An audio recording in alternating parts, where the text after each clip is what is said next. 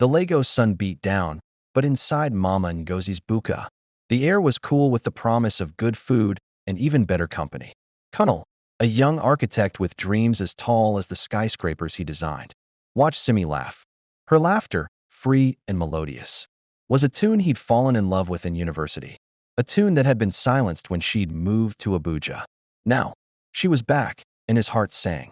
He remembered their first meeting, the way her eyes sparkled when she talked about her dreams of opening a fashion house. Now, those dreams seemed within reach for both of them. He reached across the table, taking her hand, and the world outside faded. Weeks turned into months, and Kunal and Simi were inseparable.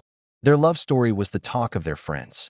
Kunal, working tirelessly on a major government project, saw their future clearly, a beautiful home, a family, and Simi's fashion business flourishing.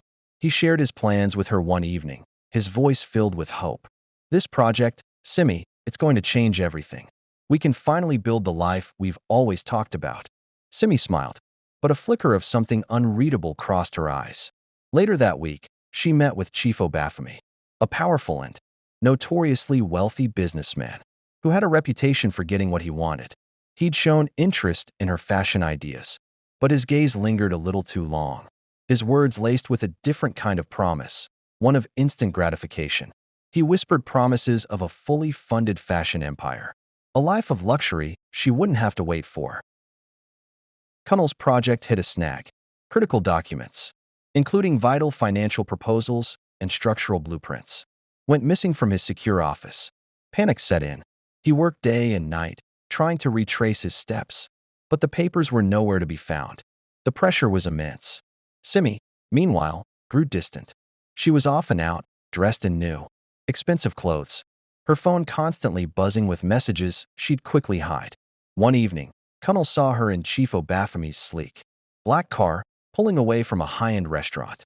He dismissed it as a business meeting, but a cold knot of dread began to tighten in his stomach. The investigation into the missing documents intensified. One of Kunal's colleagues, a young man named Emeka, who had been secretly observing Simi's increasingly lavish lifestyle and her frequent meetings with Chief Obafemi, finally approached Kunal with a heavy heart. He showed Kunal photos, discreetly taken, of Simi handing over a large envelope to Chief Obafemi in a secluded car park, an envelope that bore the faint watermark of Kunal's architectural firm. The truth hit Kunal like a physical blow. The missing documents, the whispers of Chief Obafemi's involvement in underhanded dealings to sabotage competitors, it all clicked into place. His Simi, the woman he loved, had betrayed him for money for the promise of a life of ease.